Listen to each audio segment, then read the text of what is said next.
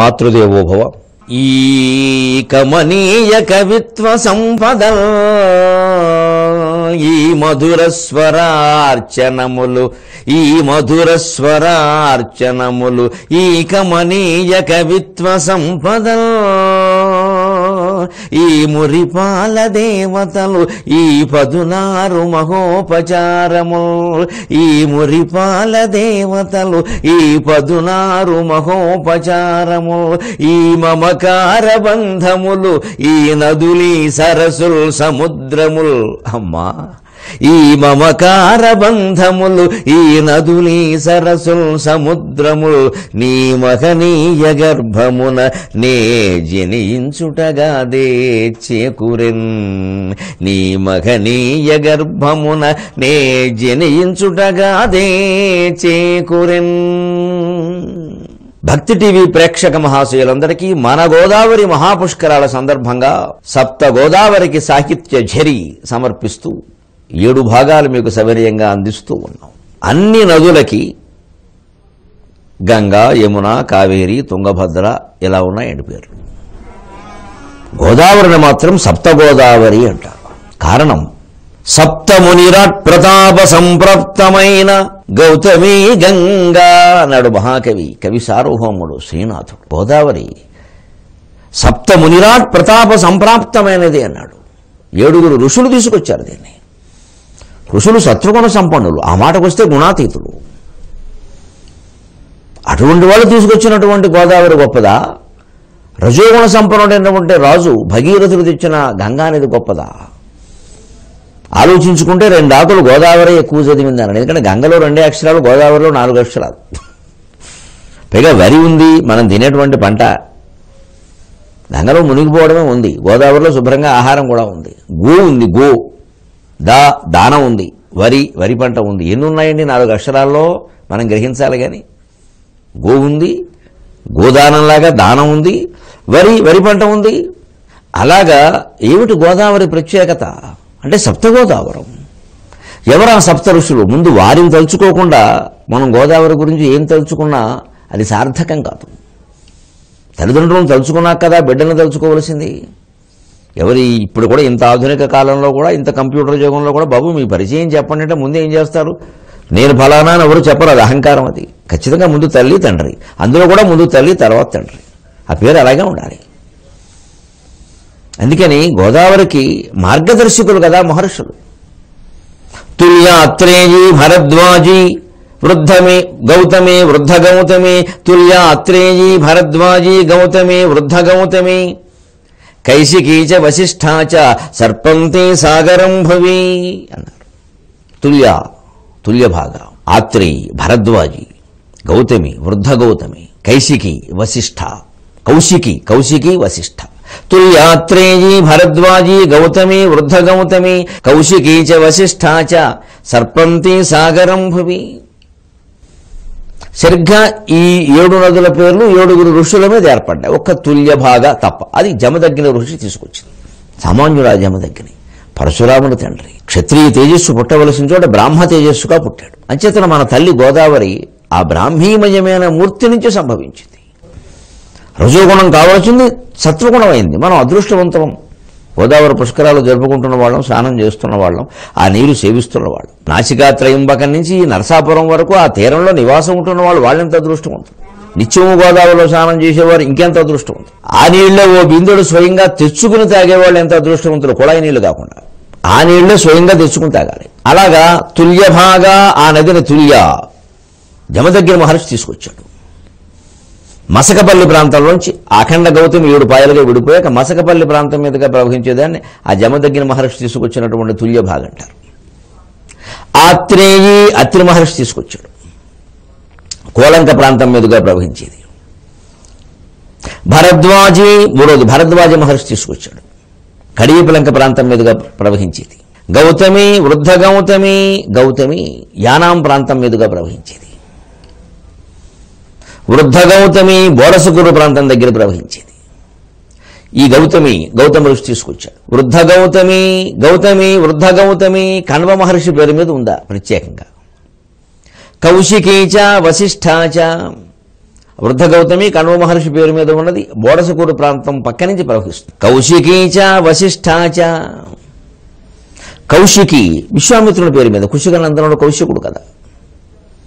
అది మీకు మోడే కుర్రు, పుల్లేడు కుర్రు, ఈ కుర్రులన్నీ ఆ ప్రాంతం నుంచి ప్రవహిస్తుంది. కుర్రు అంటే నీరు ప్రవహించే ప్రాంతమనే అర్థం ఉంది. పుల్లేడు కుర్రు, పల్లం కుర్రు, మోడే కుర్రు ఇవన్నీ అక్కడ ఉంటాయి ఎక్కువ, ఎందుకంటే అన్ని లంకలే.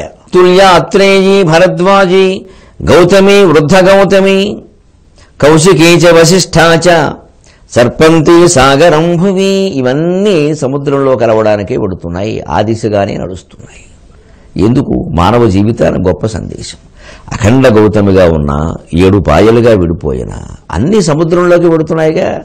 అంటే అఖండ గౌతమిగా ఉన్నప్పుడు తాను సముద్రంలో కలవాలని కోరుకున్నటువంటి సాధ్వి, సముద్రుణ్ణే వరించాలని కోరుకున్నటువంటి గోదావరి సాధ్వి 7 పాయలుగా విడిపోయినా అదే ప్రయత్నం చేసింది. అంటే 7 రకాలుగా మురిపించి అగ్నిదేవుడి యొక్క ప్రేమని మరింత పొందగలిగినటువంటి స్వాహాదేవిలాగా గోదావరి కూడా 7 పాయలుగా ప్రవహించి మళ్ళీ ఆ సముద్రాన్ని మరింత మురిపించింది. భర్తను ఆనందింపజేయాలి అంటే భార్య భర్త ఏం చేస్తే ఆనందిస్తాడో, ఎలా ఉంటే ఆనందిస్తాడో, వంట విషయంలో కానీ ఇతర భోగభాగ్యాల విషయంలో కానీ ఎలా ఉండాలో అలాగే ఉంటుంది. దానికోసం ఏ వేషమైనా వేస్తుంది. ఆయనకి ఏదో నేనుండే విధానం నచ్చలేదుట, నేను చెవికి పెట్టుకునే దుద్దులు నచ్చట్లేదుట మా ఆయనకి, ఎవరి పాపం నేరుగా చెప్పడం ఒక్కొక్కడు ఎక్కడో చెబుతాడు. అది ఆవిడ తెలిసిందనుకో, ఆ మన్నాటి నుంచి ఆ దుద్దులు మార్చేస్తుంది ఆవిడ. మా ఆయనకి నచ్చడానికి కాకపోతే నేను ఎందుకు ఇక్కడ. భర్త కూడా ఇలాగే ఆలోచించాలి, ఇందులో ఏమీ తేడా లేదు. భర్తకు నచ్చినట్టుగా భార్య ఉండాలి. ఈ సిద్ధాంతాలు చెప్పడం తేలికే. భార్యకి నచ్చినట్టుగా భర్త కూడా ఉండాలి. భార్య ఇష్టానికి అంత ప్రాధాన్యం ఇవ్వాల్సిందే. ఏవో నూతన వస్త్రాలు ధరిస్తున్నాం, పోనీ వస్త్రాలు ఓసారి ఆ భార్యకి చెప్తే నష్టమేంటి, ఏమో ఇది వేసుకోమంటావా బయటకు ఎడుతున్నామంటే చెప్తారు. 4 సార్లు అలా అడిగితే ఆ ప్రాధాన్యానికి వారు చాలా సంతోషం, మీరు ఏది వేసుకున్నా బాగానే ఉన్నారండి అంటారు. సరిపోయే మనకు కావాల్సింది అదే, ఇంక చెప్పక్కర్లేదు. ఇదే లౌక్యం. మీరు ఆధ్యాత్మికంగా తీసుకుని సంసారం నుంచి ఆధ్యాత్మికంలో పడితే 7 పాయలుగా విడిపోయినా సముద్రంలోనే కలవడం ఏమిటి? ఆకాశాత్పతి తంతోయం యథా గచ్చతి సాగరం సర్వదేవ నమస్కార కేశవం ప్రతి గచ్చతి. ఆకాశం నుంచి మేఘం వర్షించగా పడిన ప్రతి నీటి బొట్టు బొట్టై, చినుకై, వానై, వాగై, వంకై, ఈరై, నది అయి, ఈరైనా సరే మొత్తం మీద సముద్రంలో కలుస్తుంది లేదా? అలాగ మానవ జీవితంలో మనం ఎన్ని రకాల దేవతల పేరు మీద ఎంతమందిని ఆరాధించినా అవన్నీ అంతరాత్మలో పరమాత్మలో కలిసిపోవలసింది. నిర్గుణ నిరాకార నిరంజన స్వరూపమైన ఆత్మలో కలవాలి. ఏ ప్రత్యేక విగ్రహమూర్తిలోనూ కలవదు సృష్టి. విగ్రహం అన్నాక ఏదైనా విగ్రహం, మన విగ్రహమైనా దేవుడి విగ్రహమైనా ఏదైనా ఒకటే, ఏదైనా విగ్రహం. అంటే సృష్టికి మూలమైంది అమూర్తి, నిరాకారం, నిరంజనం, నిర్గుణం అన్నీ అందులో కలవాల్సిందే. గుణాతీత స్థితికి చేరుకోవలసిందే. ఏదో ఒక గుణం ఉంది అంటే కలిసే అవకాశం లేదు, గుణాతీతం అయితేనే కలవగలదు.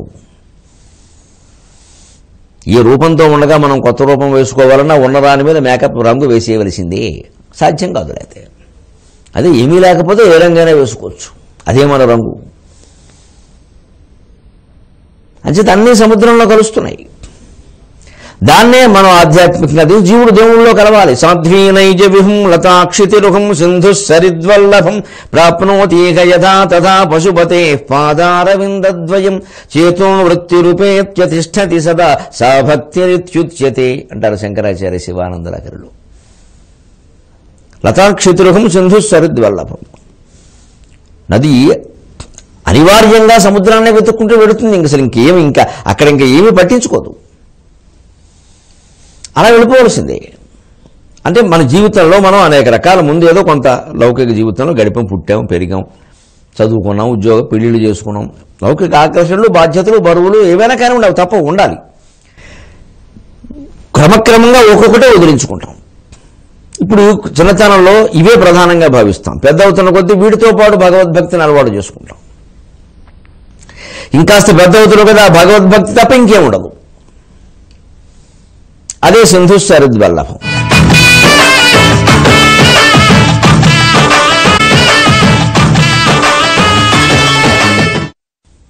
నది కూడా ఆకాశం నుంచి పడ్డాక సముద్రంలో కలిసేలోపు సాగునీరు, తాగునీరు, ఈ పుష్కర స్నానాలు ఎంతమందిని ఎంత పవిత్రం చేస్తున్నాయండి ఈ నదులు. అసలు ఇటువంటి ఈ నదులు, ఈ మమకార బంధాలు ఇవన్నీ ఈ దేశంలో పుట్టబట్టి మనకు సాధ్యమయ్యాయి. అందుకే నేను మొదటి ప్రార్థనలో అమ్మ ఈ మధుర స్వరార్చనములు ఈ కమనీయ కవిత్వ సంపదలు, ఇన్ని సంగీతాలు, ఇంత కమనీయమైన కవిత్వం, ఈ మురిపాల దేవతలు, ఈ 16 మహోపచారములు, ఇంతమంది దేవతలు, వీరికి ఇన్ని రకాల ఆరాధనా విధానాలు. వినాయక చవితి పేరు చెప్పి ఉండ్రాళ్ళు, ఉగాది పేరు చెప్పి 6 రకాల 6 రుచుల పచ్చడి, శ్రీరామనవమి పేరు చెప్పి పానకం, ముత్యాలమ్మ జాతర చెప్పి పూనకం, ఎన్నున్నాయి వైవిధ్యాలు మన సంస్కృతిలో. ఇతర ధర్మాల్లో, ఇతర మతాల్లో ఎక్కడుంటాయి ఇవన్నీ? ఎప్పుడూ ఒకటే, విసుగొచ్చేస్తుంది. అందుకే మనస్సు లీనమయ్యే అవకాశం హిందూ ధర్మంలో ఉన్నట్టుగా వేరే ధర్మాల్లో లేదు. ఇక్కడ మనస్సుకు కావలసిన వైవిధ్యం అంతా అందేస్తుంది. ఓ చిన్నపిల్లాడు ఆనందంగా ఉండాలంటే వాడికి కావలసిన ఆట వస్తువులన్నీ ఉండాలి. ఒకే రకంగా ఓ పలకిచ్చి కూర్చుని, ఇప్పుడు పలక కూడా ఇవ్వట్ల, ఓ లేపా టాపో ఇచ్చి కూర్చుని వాడు కూర్చోడు, వాడు చికాకు. అందులో అన్నీ వస్తున్నాయి కాబట్టి కాసేపు చూస్తాడు. అన్నీ రాకపోతే చిన్నపిల్లలు అంటే మనస్సు, దానికి కావలసినవన్నీ మనం అందించాలి. అందించే సౌకర్యం హిందూ ధర్మంలో ఉంది. నెలకు 2 పండుగలు, 2 పండుగలకి 2 ప్రత్యేక దేవతలు, ఒక్కోసారి దేవతలే లేని కాలం ప్రధానమైన పండుగలు. ఆ మాటకు వస్తే ఈ పుష్కరాల నిజానికి దేవతా ప్రధానం కాదు, నదీ ప్రధానం. ఇది నదే మనకు దేవత. నదిని దేవుడు అనేవాడు ఎవడున్నాడండి ప్రపంచంలో? ఒక హిందువు తప్ప. ఎంత గొప్పది ఈ సంస్కారం. అసలు ఈ పుష్కరాలకు ఇంత హడావుడు చేయడం ఏ దేశంలోనైనా, ఏ నదికైనా ఉందా? మనకే పట్టింది ఆ భాగ్యం. మనం అదృష్టవంతులం.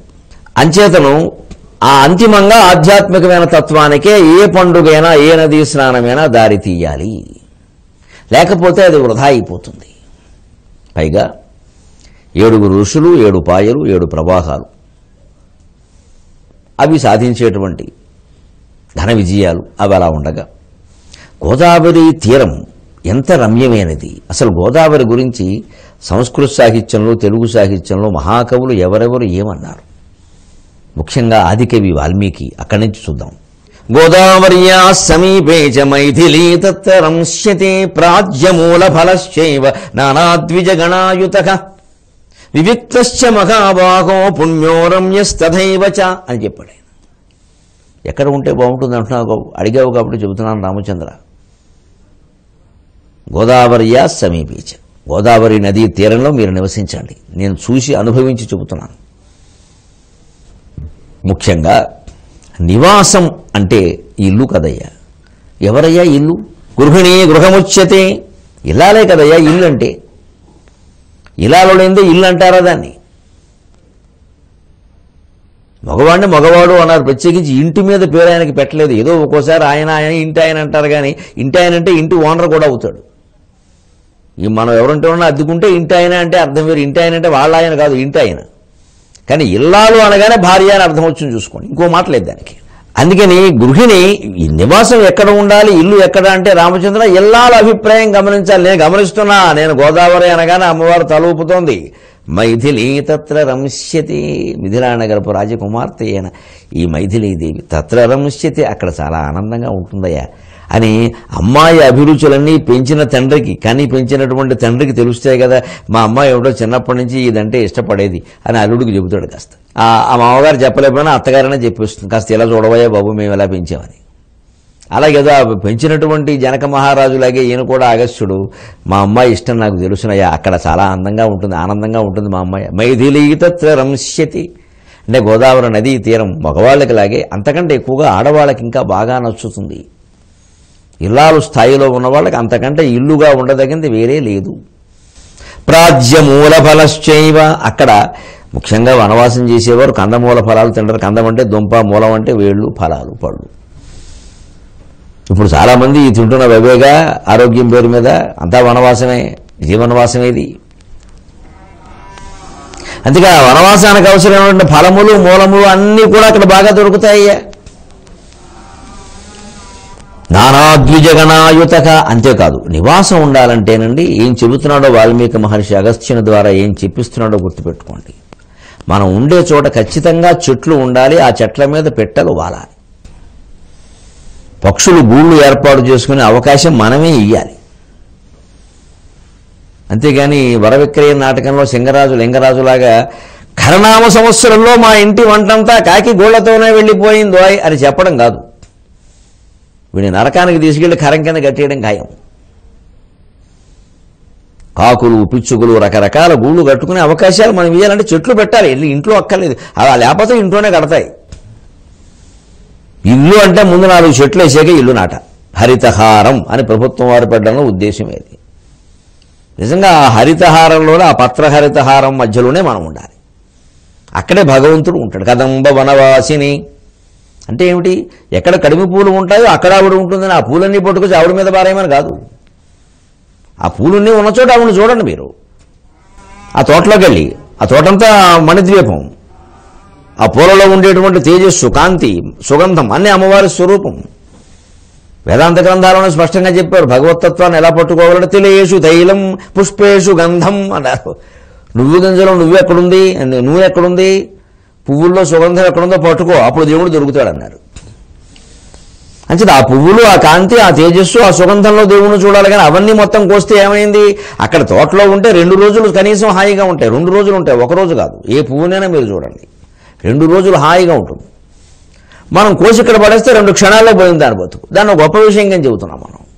కదంబ వనవాసిని అంటే ఆవిడకి ఆ పూలతో అభిషేకం చేయమని కాదు, పూజ చేయమని. ఆ పూలున్న చోట ఆవిడ చూడమని, ఆ ఆకులున్న చోట ఆవిడ చూడమని. మారేడు వనంలో శివుని చూడగలిగితే చాలు, మారేడాకులన్నీ కోసి శివాలయంలో వేసేస్తే మొత్తం పర్యావరణం పాడైపోయింది. పైగా మారేడాకు మీద శ్రీరామరాయండి, దాన్ని పెట్టుకెళ్ళి శివాలయంలో పెట్టండి, మీకు పుణ్యం జరుగుతుంది. మొత్తం ఆకులన్నీ దూసేస్తున్నారు చెట్లని. మనకి ప్రకృతి, దేశము, పర్యావరణము ఏమీ అక్కర్ లేకుండా, సమాధిగతం లేకుండా కేవలం మన క్షేమమే ఎంతసేపు. మనకి ఇంకా భోగభాగ్యాలు. ఎక్కడ మారేడు చెట్టు ఉందో వెతకుండా వాడి ఇంటి మీద దాడి, మొత్తం మారేడు చెట్టు అంతా దొరగొట్టాడు. ఏమైంది? అంత ఆ ఇంటి యజమానికి అపకారం చేసిన శివుడు ఊరుకుంటాడండి. అంచేతను ఖచ్చితంగా నానాద్విజగణాయుత పక్షులు ఉండాలి. అంతేకాదు వివిక్తశ్చ మహాబాహో, మన ఏకాంత నివాసం ఎప్పుడు ఎక్కువ మంది ఉండే చోట ఉందామని అనుకోకూడదు. ఆధ్యాత్మిక మార్గానికి అది మంచిది కాదు. ప్రశాంత జీవనాన్ని కోరుకోవాలి. ప్రశాంత జీవనం అంటే ఎక్కువ బస్సులు, ఆటోలు, కార్లు తిరగడం. మన అవసరమైతే రోడ్డెక్కి కాసేపు నడిచి ఎడతాం ఎక్కడికో. మనకి సౌకర్యాలు లేవండి అనకూడదు, ఉండకు అక్కర్లేదు. ప్రశాంతంగా ఉండాలి. ఇల్లంటే నిద్ర పట్టాలి పడుకుంటే.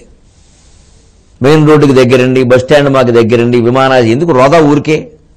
అందుకే వివిక్తశ్చ ఏకాంతంగా ఉండడానికి బాగుంటుంది. ఒక ఇల్లు ఎలా ఉండాలో రామాయణంలో గోదావరి పేరు మీద చెప్పాడు. అటువంటిది గోదావరి అనేది ఇంకేం లేదన్నాడు.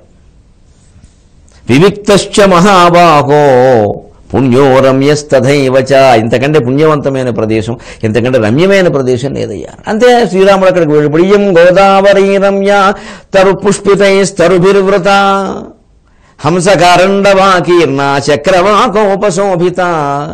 అంతే రాముడు కూడా అక్కడికి నిజంగా అగస్త్య మహర్షి చెప్పింది నిజం. ఎంత రమ్యంగా ఉంది గోదావరి తీరం. పుష్పించినటువంటి చెట్లు ఎక్కడ చూసినా సరే పుష్ప ఫల విన్యాసాలతో ఎంత అందంగా ఉన్నాయి. హంసలు, కారండవాలు, చక్రవాకాలు మొదలైన పక్షులన్నీ నదీ తీరంలో విహరిస్తున్నాయి. మహర్షి చెప్పిన మాట నిజమన్నారు. ఎప్పుడూ మహర్షులు చెప్పే మాటలు నిజమే. మన బుద్ధి కలుషితం అవుతూ ఉంటుంది కానీ మహర్షులు తప్పు చెబుతారా? ఆ మహర్షులే గోదావరి గురించి ఇలా నిర్ణయం చేశారు. అందులో మొట్టమొదటి వాల్మీకిని గురించి చెప్పుకున్నాం. 23.5 గంటల తరువాత కాళిదాసు అద్భుతంగా గోదావరిని ఎలా వర్ణించాడో, మన తెలుగు గోదావరిని తెలుగు కవులతో సమానంగా ఒకంత ఎక్కువగా కాళిదాసు ఎంత అందంగా వర్ణించాడో మనం చూద్దాం. అంతవరకు కాళిదాసు కూడా ఇష్టమైనటువంటి తెలుగు భాషలో మాట్లాడతాం. మాతృదేవోభవ. ఈ మధుర స్వరార్చనములు, ఈ కమనీయ కవిత్వ సంపదలు, ఈ మురిపాల దేవతలు, ఈ 16 మహోపచారములు, ఈ మమకార బంధములు, ఈ నదుని సరస్సులు సముద్రముల్, నీ మహనీయ గర్భమున నే జనించుటగాదే చేకురెన్. భక్తి టీవీ ప్రేక్షక మహాశయులందరికీ సప్త గోదావరి సాహిత్య ఝరి అనే కార్యక్రమంలో 2వ భాగానికి స్వాగతం పలుకుతున్నాం.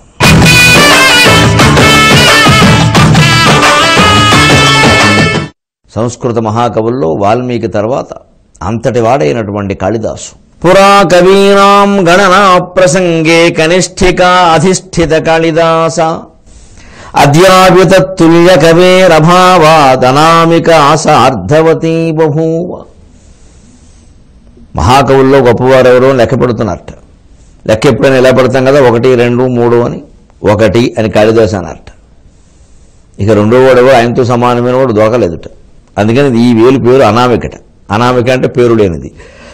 దీని పేరు కాళిదాసు, దీనికి పేరు లేదు కాబట్టి అనామిక అన్నారు. సంస్కృతంలో దీన్ని కనిష్ఠిక, దీన్ని అనామిక, దీన్ని మాధ్యమిక, దీన్ని తర్జని, దీన్ని అంగుష్టం అంటారు. అనామిక బృద్ధానికి ఓ పేరు తర్జని అంటే దీన్ని ఇలా బెదిరిస్తారు. అంగుష్టం అది మూలమైంది. కనిష్ఠిక చిన్నది, మాధ్యమిక మధ్యలో ఉంది, అర్థం ఉంది. అనామిక పేరు లేనిది ఎందుకు వచ్చింది తెలియదు. దానికి ఈ చమత్కారంగా చెప్పారు.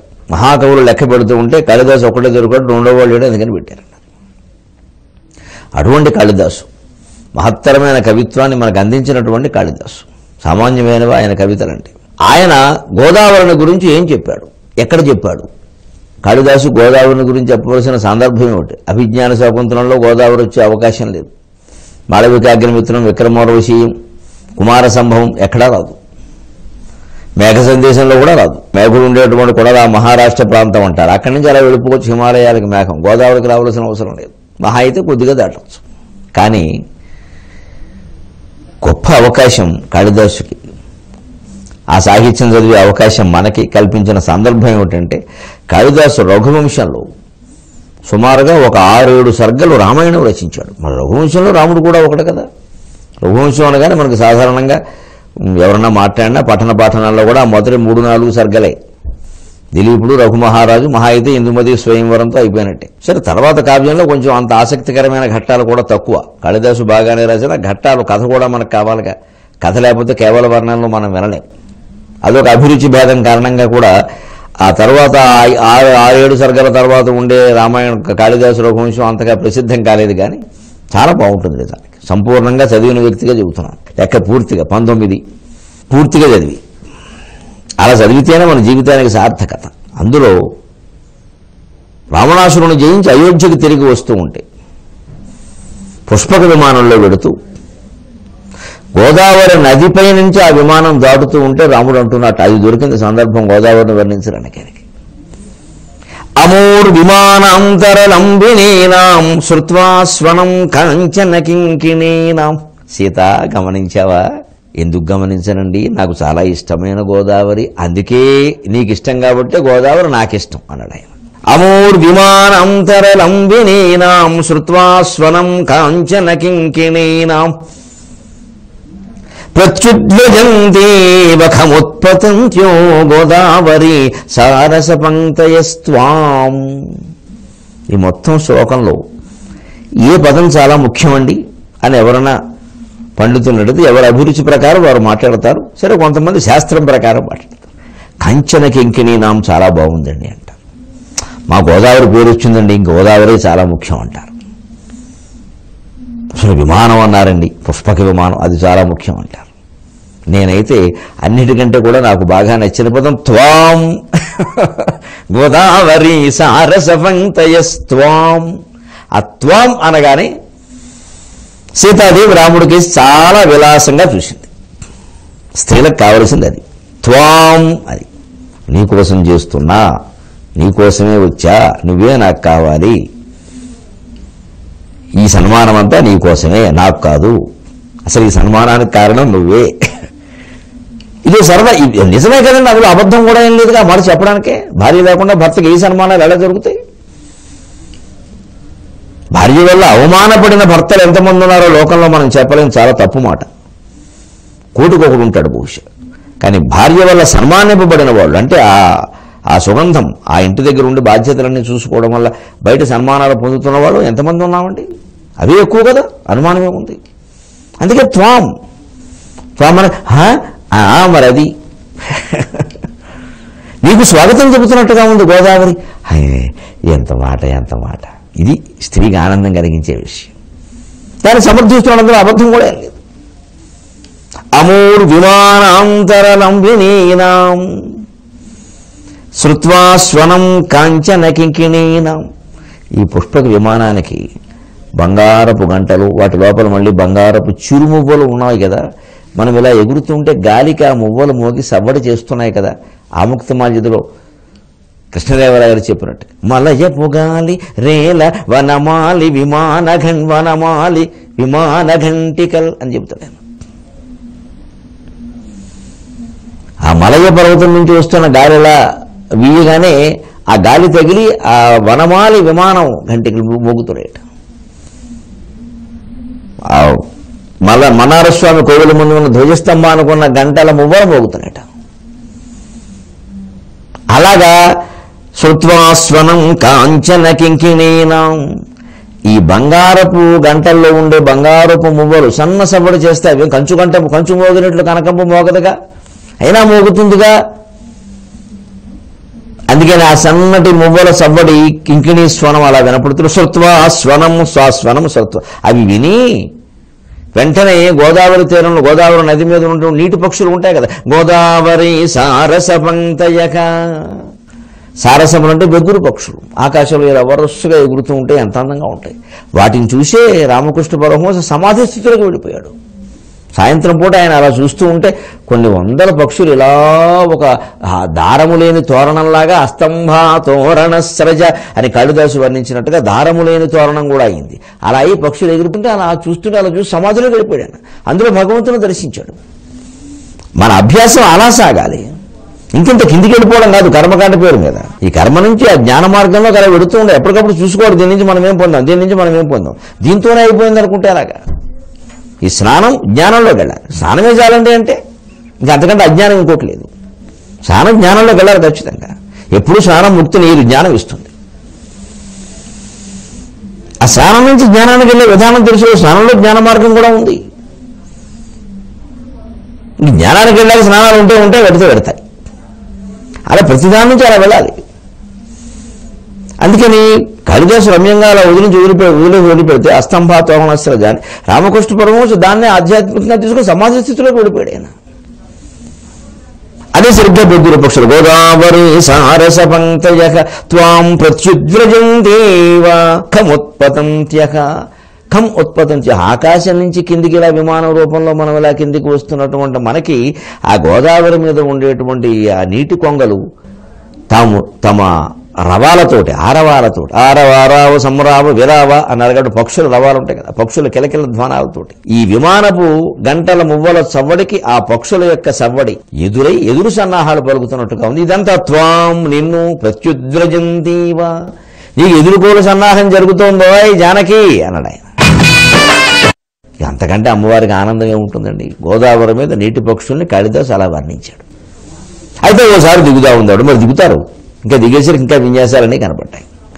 ఏషాత్వయాపేశల మధ్యయాపి ఘటాంబు సంవర్ధిత బాలచూతాః, ఏషాత్వయాపేశల మధ్యయాపి ఘటాంబు సంవర్ధిత బాలచూతాః, ఆనందయత్యున్ముఖ కృష్ణసార దృష్టాచిరా పంచవటీ మనోమే, దృష్టాచిరాత్ పంచవటీ మనోమే. ఎంతకాలమైంది పంచవటిని చూసి, ఎంతకాలమైంది, 6 నెలలు అయింది. ఆ ప్రియ వియోగం అలా ఉంటుంది, ప్రియా వియోగం కూడా అలాగే ఉంటుంది. ఆకారమైన ఆ వ్యవహారం వేరు.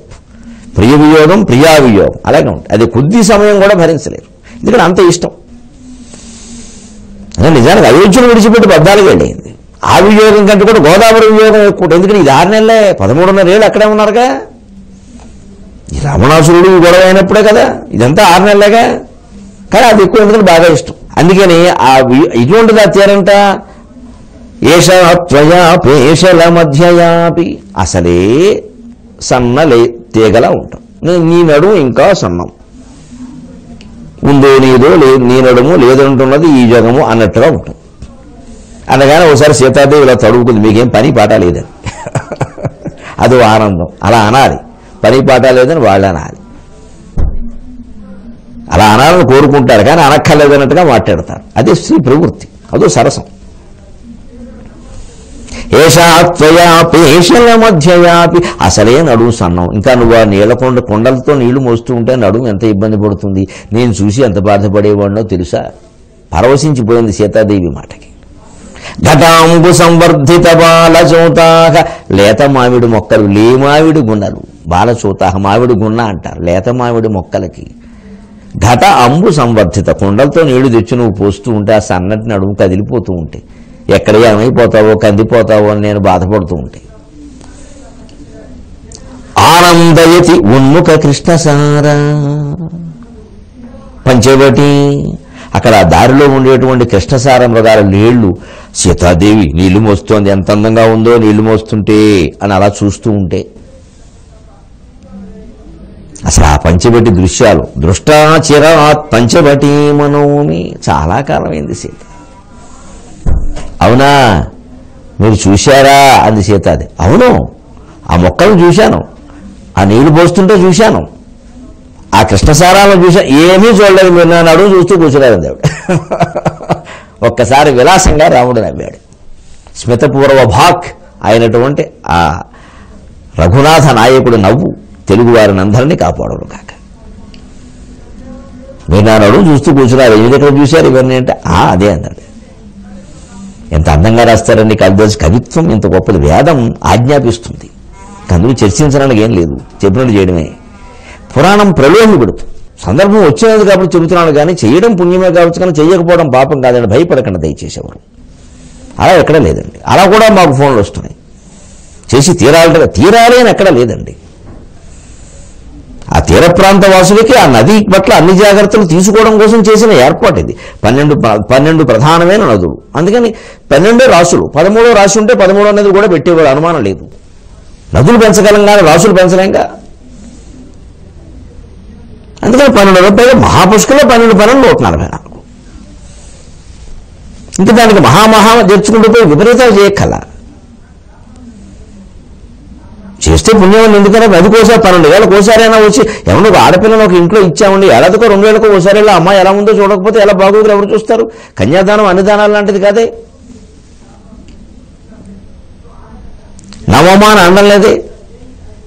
ఇంకా తండ్రికి సంబంధం ఉంది, పురుగులు పుణ్యాలు ఉన్నాయి. అలాగే నదితో కూడా ప్రజలకు సంబంధం ఉంది. ఆ నది నీళ్లతో, నది నుంచి వచ్చిన కాలువలు, చెరువులు, వాటిలో మరి వేసవకాలం నీళ్లు లేక చెరువుల మధ్యలో తవ్వే చలములు అంటే ఇప్పుడు బోరింగులు లాంటివి అన్ని జాగ్రత్త చూసుకోవాలి. కేవలం నదిని పూజించడం కాదు పుష్కరాలంటే. ఆ నదికి నదులు, కాలువలు, చెరువులు, వాగులు, వంకలు వాటన్నిటి గురించి జాగ్రత్త తీసుకోవాలి, పూడికలు తీసుకోవాలి. దాని గురించి మన మనుషులు ఎలా ఆలోచించడం కోసం 12 ఏళ్ళకి పుష్కరాలు పెట్టారు. ఆ సమయంలో అక్కడ వివాహాలు చేయొద్దు, శుభకార్యాలు చేయొద్దు, ఇవన్నీ ఏమీ చేయొద్దని ఎందుకన్నారంటే ఇవన్నీ చేస్తూ కూర్చుని నది గురించి ఎవరు పట్టించుకోరు.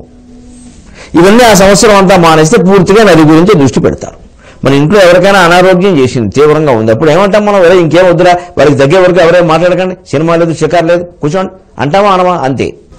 12 ఏళ్ళకి ఒకసారి నదికి కూడా కొన్ని ఇబ్బందులు వస్తాయి. తరిగిపోవడం, పెరిగిపోవడం, కరిగిపోవడం, పూడికి ఎక్కువైపోవడం, ఇసుక మేటేసుకుపోవడం, అడవుల్లో తీరంలో ఉండే వృక్షాలు ఎవరో కొట్టేయడం, రకరకాల కర్మాగారాలు, మన కర్మాగారాలు పెట్టేయడం, ఇవన్నీ జరిగిపోతాయి. ఇవి కాస్త తీసుకుని మళ్ళీ నదిలోకి వ్యర్థ జలాలు రాకుండా అన్ని రకాల చర్యలు తీసుకునే చైతన్యం కలిగించడం కోసం పుష్కరాలు పెట్టారు. చేదస్తం కోసం కాదు, పుష్కరాలు చైతన్యం కోసం. అంటే మునగడం, స్నానం చేయడం, మంత్రాలు వాటి గురించి కాకుండా ఈ చైతన్య సంబంధమైన విషయాలు మనం చర్చించుకోకపోతే, ఇంత పుష్కరాలు దండకైపోతే మళ్ళీ 12 ఏళ్ళ వరకు ఈ అవకాశమే రాదు మనకి, అసలు ఈ దృష్టి కూడా కలగదు. అందుకే శుభకార్యాలు కూడా మానేమన్నారు. సాంఘికంగా, లౌకికంగా చెప్పాలంటే అంతే, మిగిలిన విషయాలు వేరే. ఎందుకంటే ఇవన్నీ మనం ఎవరెవరిలో వాళ్ళు అన్ని కార్యక్రమాలు పెట్టుకుని నది గురించి ఎందుకు ఆలోచిస్తాం? కుటుంబంలో ఏదైనా ఒక తీవ్రమైన ముఖ్యమైన విషయం ఉన్నప్పుడు, అదే 10 ఏళ్ళకో 12 ఏళ్ళకో ఇప్పుడు వచ్చినప్పుడు ఆ విషయం ఆలోచించడం కోసం మిగిలినవన్నీ వాయిదా వేసేస్తాం. నీకు సరిగ్గా పెళ్లి అయిన తర్వాత ఎవరైనా పోయినట్టయితే ఆ సంవత్సరం వరకు ఆ ఇంట్లో శుభకార్యాలు వద్దంటారు. ముఖ్యంగా అబ్బాయిలు పెళ్లిళ్ళు అవి చేయరు. ఎందుకని ఆయనకు మాసికాలు పెట్టాలి, ఏవో చేయాలి. ప్రతి నెల ఉంటాయి, 171 ఉన్నాయి, మళ్ళీ త్రైమాసికాలు ఉన్నాయి. ఈ హడావిడిలో మళ్ళీ శుభకార్యాలు చేసి కూర్చొని ఆ పోయిన వాడిని పట్టించుకోమను.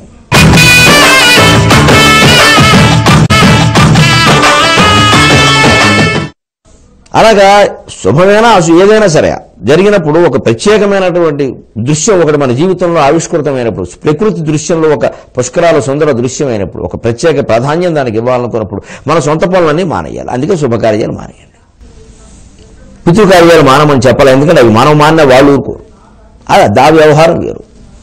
ఎవరన్నా మన ఇంటికి వచ్చిన మర్యాద చేయకపోవడం, కొంచెం తగ్గితే ఎవరు ఊరుకుంటాడు, అమర్యాద చేస్తే ఊరుకోడుగా. పితృకార్య వ్యవహారం వేరు, అవి మానకూడదు. ఈ వెనకాల సాంఘిక లౌకిక కారణాలు పట్టించుకోకపోతే అసలు తత్వం తెలియదండి మనకి. స్నానం చేయడానికి పరిమితం అయిపోతుంది. అది కావ్యం ద్వారా తెలుస్తుంది. వేదం ఆజ్ఞాపిస్తుంది, పురాణం ప్రలోభ పెడుతుంది, కావ్యం ఆ సత్యాన్ని ఇష్టమయ్యేలా చేస్తుంది. ఇప్పుడు ఇంతగా సీతాదేవి నీళ్లు పోసినటువంటి మొక్కలను చూడడానికి, ఆ మామిడి మొక్కలను చూడడానికి, రాముడు చూసినటువంటి ఆ పంచవటి తీరాన్ని చూడడానికి మనం గోదావరి చుట్టూ తిరగాలని మనకు అనిపించట్లా? అది కాళిదాసు ఉద్దేశం. గోదావరి తీరానికి మనం తీసుకెళ్ళడమే కానీ చెప్పే విధానం ఎలా చెబుతాడు. ఇప్పుడు ఇంకో మాట చెప్పు, అసలు ఇక్కడ సీత ఈ తీరంలో విశ్రాంతి తీసుకున్నప్పుడు నాకు దొరికినటువంటి విశ్రాంతి గంగా తీరంలో కూడా దొరకలేదు, సరయూ తీరంలో కూడా దొరకలేదు. మా అమ్మ ఒడిలో దొరికినటువంటి విశ్రాంతి నాకు ఇక్కడ దొరికింది. పైగా రాజకుమారుడికి సీత నీకు తెలియందే ఉంది, రాజకుమారుడైన వాడికి తల్లి ఒడిలో పడుకునే అవకాశాలు కూడా తక్కువే కదా, పరిపాలనలు రాజకీయాలు బాధ్యతల కారణంగా. చిన్నప్పుడు కూడా మమ్మల్ని దాదులు పెంచుతారు కదా. అంటే సీతాదేవి కూడా అంత సరదాగా సరసంగా ఉన్నప్పుడు కూడా ఒక కన్నీటి పొర కమ్మించింది ఆవిడ కళ్ళని. అయ్యో ఎంత బాధపడుతున్నాడు నా నాథుడు, తల్లి ఒళ్ళో పడుకోలేకపోయారని. ఆ లోటు రాముడికి ఎలా తీరిందిట? అత్రానుగోదం మృగయా నివృత్తః తరంగవాతేన వినీత ఖేదః రహస్త్వదుత్సంగ నిషన్నమూర్ధ స్మరామి వానీర గృహేషు సుప్తక. మురిసిపోయింది సీతాదేవి. తల్లి ఒడి దొరకలేదని బాధపడ్డ నా భర్త నా ఒడిని తల్లి ఒడిగా భావిస్తున్నాడు, ఇంతకంటే నా జన్మకి ధన్యత ఏమిటి? అలసిపోయి ఇంటికి వచ్చినటువంటి భర్తకి భార్య ఒడి తల్లి ఒడి లాంటిది. అప్పుడు భార్య తల్లిలా సేద తీర్చాలి. చిన్న కడదాం అనుకున్నారుగా ఇంకా ఆలస్యం చేశారే అండం కాదు. ఆలస్యానికి ఇలా అయిందని అనుకోవద్దు. ఇంత ఆలస్యం ఏంటంటే ఏమిటి, ఏమైనా ఇబ్బంది అయిందా దారిలో, అది రావాల్సిన మాట. అప్పుడు ఆ మనస్తత్వం వేరుగా ఉంటుంది. మన ప్రయోజనమే ముఖ్యమైనట్టుగా మాట్లాడకూడదు భార్య అయినా భర్త అయినా. నీ ప్రయోజనం నాకు ముఖ్యమైనట్టుగా మాట్లాడాలి. మీకు ఏమైంది, ఏమి ఇబ్బంది, ఇంత ఆలస్యం ఏంటి అనాలి. అంత తయారై ఉండి కూడా ఎప్పుడు ఆలస్యం అంటే సినిమా ముఖ్యం అన్నమాట నేను నాకంటే అని భార్యకో భర్తకో అనిపించదా? అంతకంటే ఎలా మాట్లాడితే మీకేమైంది, మీకు ఇబ్బంది ఏమైంది, రోజు వచ్చేస్తారు, ఈవేళ ఏమైంది అంటే ఏదైంది మనం అది కాదండి, వెళ్ళడం ముఖ్యం కాదు, మీకు ఏమైంది చెప్పండి ముందే. అంటే నాకు సినిమా ముఖ్యం కాదు, శ్రీవారు ముఖ్యం. ఇది అనుబంధాన్ని పెంచే విషయం. అందుకే సీతాదేవి చూడండి ఎంత నేను తీర్చగలిగానా, ఎలా స్వామి ఆయన చెబుతున్నాడు చూడండి. అత్ర అనుగోదం హృదయా నివృత్తః. అనుగోదం ఎంత చక్కని మాట, మురిసిపోయే మాట. గోదా తీరాన్ని అనుసరించి, ఆ గోదావరికి సంక్షిప్త రూపం గోదా. గోదావరికి సంక్షిప్త రూపం తెలుగు వాళ్ళు పెట్టే సంక్షిప్త రూపాలు సంస్కృతంలో కూడా అలాగే ఉంటాయి. అందుకని గోదావరి అంటే గోలో గో, వరిలో వా తీసి గోవా అని పెట్టకూడదు. అదే జీవి, పనికిరాని మాటలు ఇవన్నీ. గోదావరి అంటే జీవి, పనికిరాని మాట. గోదావరికి సంక్షిప్త రామం గోదా. అత్ర అనుగోదం, గోదావరి తీరాన్ని అనుసరించి, మృగయా నివృత్తః, వేటాడి నేను తిరిగి వనవాసంలో అలా వస్తే, మృగయా నివృత్తః, మృగయ అంటే వేట. తరంగవాతేన వినీత ఖేదః, గోదావరి తరంగాల నుంచి వచ్చేటువంటి చల్లని గాలి నా శ్రమను అలా పోగొడుతూ ఉంటే, రఖః ఏకాంతంగా, అదే రహస్యం అనే మాట దాని నుంచి వచ్చింది. రఖః త్వదుత్సంగ నిషన్నమూర్ధ, కాసేపు కూర్చుని అలా నీ ఊళ్ళో పడుకుని, త్వదుత్సంగ నిషన్నమూర్ధ. ఎంత అద్భుతమైన అనుబంధం అండి భార్యాభర్తల అనుబంధం రామాయణంలో వర్ణించబడింది, కాళిదాసు రామాయణంలో. రహస్త్వదుత్సంగ నిషన్నమూర్ధ, ఏకాంతంగా అలా నీ ఒడిలో పడుకుని ఉంటే, స్మరామి వానీర గృహేషు సుప్తక, గోదావరి తీరంలో పూల పొదరిళ్లలో నువ్వు అలా కూర్చొని ఉంటే, నీ ఒళ్ళో శిరస్సు పెట్టుకుని అలా నేను పడుకుని ఉంటే, నువ్వు నా ఆ జుట్టులోకి వేళ్లు పోనిచ్చి అలా నివృత్తం ఉంటే, సీత స్మరామి. ఆ రోజులు, ఆ గడియలు, ఆ క్షణాలు ప్రతి క్షణం గుర్తు చేసుకుంటున్నా. కొన్ని క్షణాలు గుచ్చితే కదా, గుచ్చితే ఒక గడియ అవుతుంది. కొన్ని గడియలు కలిపితే కదా ఒక దినం అవుతుంది, రోజు అవుతుంది. మనకి ఆనందంగా గడిచినవి ప్రతి క్షణం గుర్తు చేసుకుంటాం. కానీ దుఃఖమైనవి, దుఃఖ సంబంధం మనం గుర్తు చేసుకోగలం, అవే వస్తూ ఉంటాయి. లేదా ఆనందంగా గడిచినవేమో తొందరగా గడిచిపోతాయి. ఈ దుఃఖ సంబంధమైన క్షణాలు ఆ రోజు గుర్తొస్తే చాలే అంటే సరిపోదు, ప్రతి క్షణము గుర్తొస్తూ ఉంటుంది. ఈ మనస్సు చేసే మాయిది. దాన్ని కావ్య పఠనం ద్వారా మనం పోగొట్టుకోవాలి. కావ్యాలు అందుకు ఉపయోగపడతాయి. రామచంద్రమూర్తి ఇక్కడ ఆనందంగా గడిచిన క్షణాలని ప్రతిదాన్ని గుర్తు చేసుకుంటున్నాడు. అలా మనం కూడా ప్రతిదాన్ని గుర్తు చేసుకోవాలి. ఎందుకని గోదావరి తీరం అంతా ఇవాళ ఇది గోదావరి నీరు మ్రొక్కవలదే, ఇది గోదావరి నీరు మ్రొక్కవలదే. నా మటుకు నాకు తోచిన భావాన్ని మీకు విన్నవిస్తున్నా. ఇది గోదావరి నీరు బ్రొక్కవలదే, ఈ నేలపై మైథిలి పదముల్ పూచెను, ఈ నేలపై మైథిలి పదముల్ పూచెను. రామచంద్రుని కరస్పర్శన్ పవిత్రంబులి నదులు, రామచంద్రుని కరస్పర్శన్ పవిత్రంబులి నదులు. ఇందుండు కథాసుధల్, ఇందుండు కథాసుధల్, కవివరుల్ నన్నయ్య శ్రీనాథులు, కవివరుల్ నన్నయ్య శ్రీనాథులు. ఈ నదిపై ఊయలలోగినారట, ఈ నదిపై ఊయలలోగినారట, రసానందం పుడాందోళికన్. ఈ నదిపై ఊయలలోగినారట, రసానందం పుడాందోళికన్. ఆ రసానందం అనే ఉయ్యాలలో, ఆందోళికలో ఉయ్యాలలోగిన నన్నయ్యను శ్రీనాథుణ్ణి స్మరించుకుంటూ వచ్చే భాగంలో మీకు ఆ శ్రీనాథుడు గోదావరిని ఎలా వర్ణించాడో వివరించుకుందాం. మాతృదేవోభవ. ఈ మధుర స్వరార్చనములు, ఈ కమనీయ కవిత్వ సంపదలు, ఈ మురిపాల దేవతలు, ఈ పదునారు మహోపచారము, ఈ మమకార బంధములు, ఈ నదుని సరస్సు సముద్రములు, నీ మహనీయ గర్భమున నే జనించుటగాదే చేకూరెన్, నీ మహనీయ గర్భమున నే జనించుటగాదే చేకూరెన్. భక్తి టీవీ ప్రేక్షక మహాశయులందరికీ సప్త గోదావరి సాహిత్య ఝరి అనే కార్యక్రమంలో 3వ భాగానికి స్వాగతం పలుకుతున్నాం.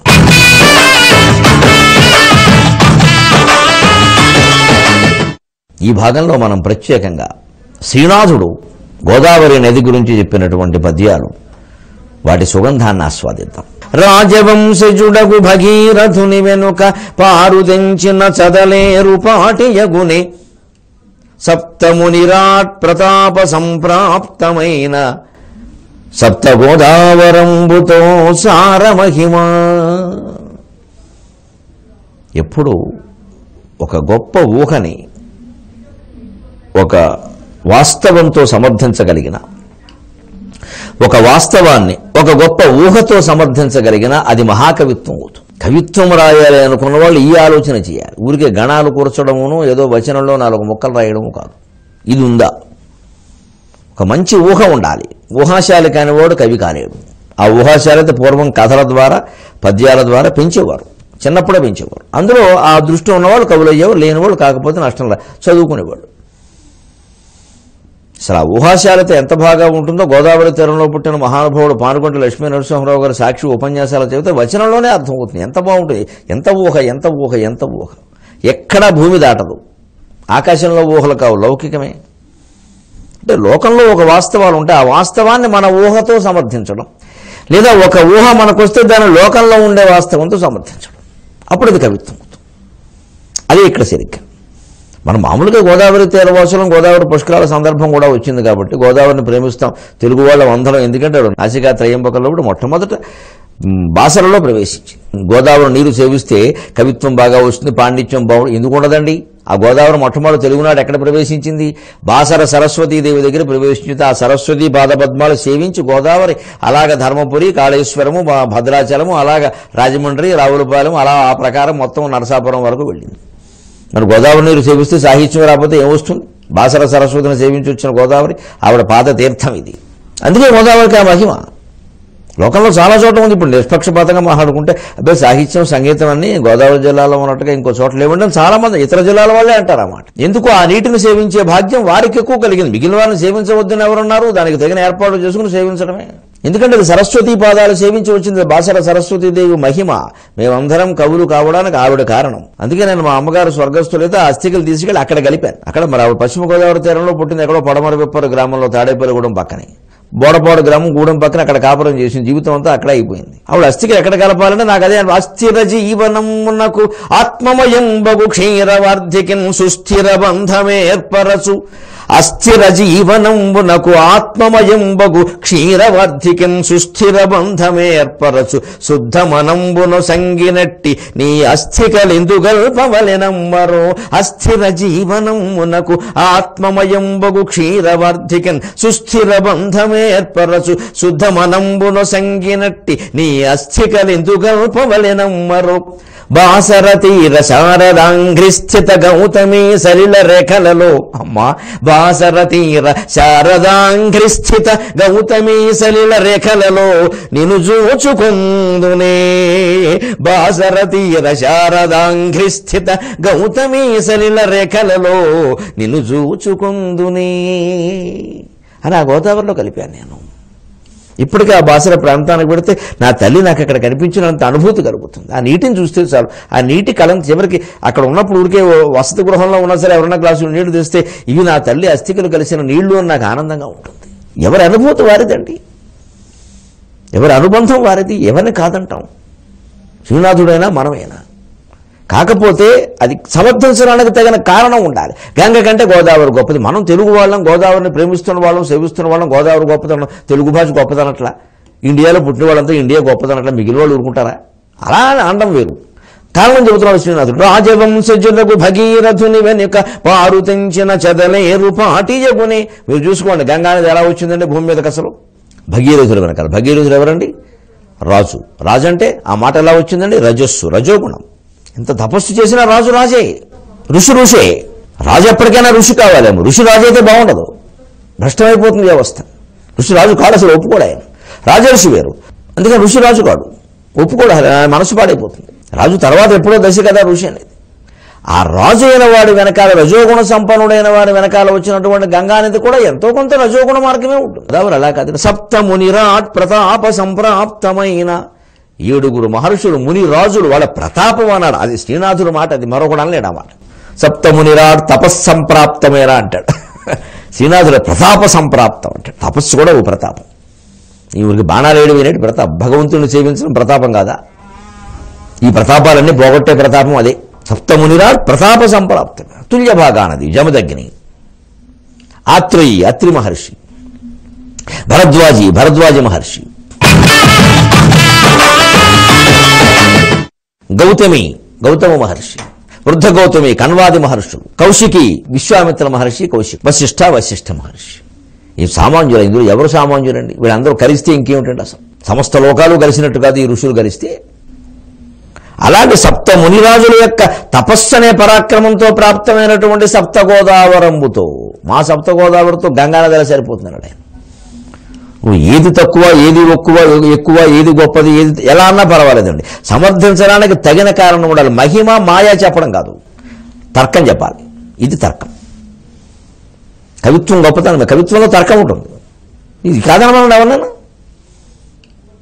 అంతేకాదు ఈ సప్తగోదావరుల కారణంగా ప్రాంతం అంతా ఎలా ఉంటుందంటే, ఎక్కడ జోచినం సరసి, శ్రీనాథుడు భీమఖండంలో చెబుతున్నమాట. ఎక్కడ జోచినం సరసి, ఎక్కడ జోచిన దేవమందిరంబు, ఎక్కడ జోచినం తటిని, ఎక్కడ జోచిన పుష్పవాటికంబు, ఎక్కడ జోచినన్నది మహీతలమందున భీమమండలం వెక్కడ, అన్యమండలములెక్కడ భావన చేసి చూచినన్. ఎక్కడ చూసినా ఓ సరస్సు, ఎక్కడ చూసినా ఓ గుడి, ఎక్కడ చూసినా ఓ ప్రవాహం, ఓ వాగు, ఓ వాహిని, ఓ ఏరు.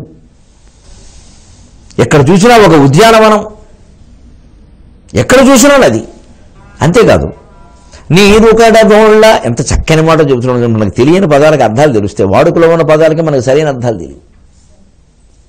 ఏటికోళ్ళు అంటారని నమస్కారం అనే అర్థంలో వాడుతున్నారు వాటి. ఏటికోళ్ళు అంటే నమస్కారం. ఆ ఏటికోళ్ళు ఎక్కడి నుంచి వచ్చో చెబుతున్నాడు చూడండి. అసలు చూస్తే నీరు కడగోళ్ళ గోడి మున్నీటి గవయు ముగిలు బొడు వాహినులకెట్లు మొరయవచ్చు. నీరు కడగోళ్ళ గోడి మున్నీటి గవయు ముగిలు బడు వాహినులకెట్లు మొరయవచ్చు. వార్ధులేడింటికి వలపు వనితయైన, వార్ధులేడింటికి వలపు వనితయైన మంగళోత్సంగ గౌతమీ గంగయదురా, మంగళోత్సంగ గౌతమీ గంగయదురా. ముగిలుబడు వాహినులు దేశంలో వాగులు వంకలు అంటారు. ఇవి వర్షం కురిస్తే ప్రవహిస్తే లేత ఉండవు. అది మొగిలుబడు వాహిని. మేఘం ఉండి వర్షం కురిస్తే తప్ప నీరుండదు. ఈ వాగులు వంకలు ఈ చిన్న చిన్నవన్నీ గోదావరితో పోల్చుకుంటే ఎలాగా? అంతేకాదురా, నీరు కడ కోళ్ళగూడి. కోళ్ళు అంటే చిన్న చిన్న వాగులండి, కోళ్ళు అనే అర్థం. అదే ఏటి కోళ్ళు అంటారు, నదికి సంబంధించినటువంటి చిన్న చిన్న వాగులు. అది విచిత్రంగా నమస్కారం అనే అర్థంలో స్థిరపడింది. ఎందుకు అంటే సరిగ్గా బహుశా నా ఊహ చెప్తున్నా, పొరపాటైనా పర్వాలేదు, ఉన్న ఊహ చెప్పాలిగా, అందమైన ఊహ చెప్పి తీరాలి. కోళ్ళు అంటే చిన్న వాగులు వంకలు, ఏరు అంటే నది. ఏటి కోళ్ళు అంటే నమస్కారం ఎందుకేంటంటే ఏరు నది ఇలా ప్రవహిస్తూ ఉంటుంది, అక్కడి నుంచి చిన్న వాగులు వంకలు ఇలా వస్తాయి.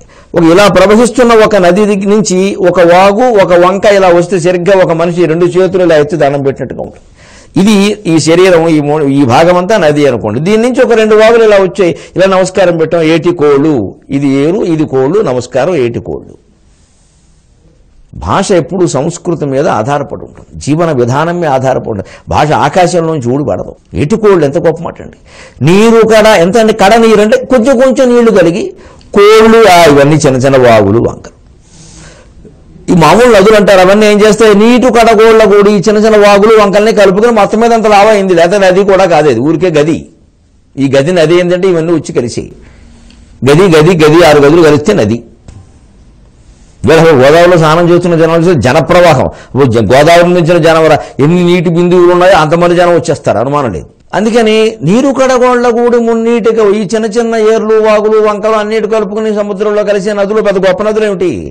ఇంత చేస్తే ఇవన్నీ మొగులు పడి వాకినులు, మేఘం ఉంటే మబ్బులుంటే వాన కురిస్తే ప్రవహిస్తే, లేకపోతే లేదు.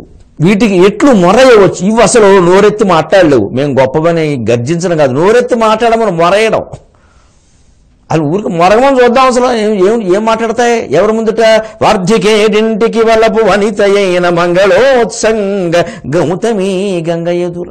అటువంటి మంగళోత్సంగ అయిన గౌతమి గంగ ఎదురు నిలబడి ఏం మాట్లాడతాయి ఈ నదులన్నీ? ఇంత చేస్తే వీటి బతికంతా, వీటి ప్రవాహం అంతా, వీటి వేగం అంతా, వీటిలో కలిసిన ఉపనదులన్నీ అపనదులన్నీ 4 చెంబులు నీళ్లు వేసుకుని పెద్ద పూజ ఎక్కడ? అది మాట శ్రీనాథుడు. ఆయన అలాగే మహారాజు కవి సార్వభౌముడు. మాకు సార్వభౌముడు ఎప్పుడు సామంతుడిలా మాట్లాడడం, ఆయనకి అలా మాట్లాడడం అలవాటు. ఆయన తర్కం అలాగే. అందుకే ఆయన పద్యాలు ఎక్కువ భాగం మత్యాపం, శారదలో ఏనుగు తొండమెత్తినట్టే ఉంటాయి. ఊరికి చిన్న చిన్న మాటలు కలుపుకుంటూ అతుకులు పెట్టి మధ్యలో సిమెంట్ పెట్టి ఆయనకి చేత కాదు, ఆయన చేయడం అలాంటి పనులు.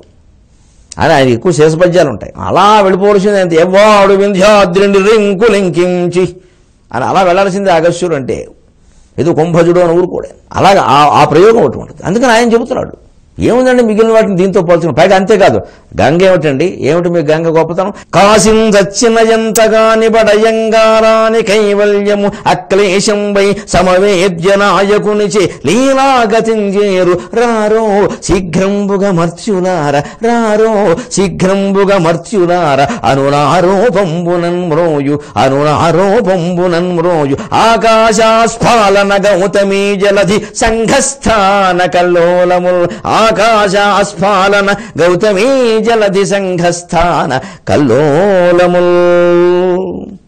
ఏమి శ్రీనాథుడండి బాబు.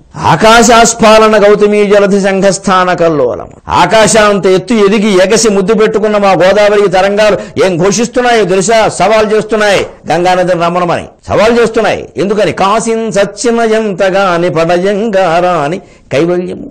కాశీలో ఎప్పుడు వస్తుంది? గంగలో మునిగితే ఇప్పుడు చనిపోయినప్పుడు. మునిగే ప్రతివాడికి కైవల్యం రాదుగా, పుణ్యాలు పాపాలు పోతాయన్నారు. పుణ్యం వస్తే రావచ్చు, కైవల్యం అయితే రాదు మునిగితే. ఆ మాట వాళ్ళే చెప్పారు.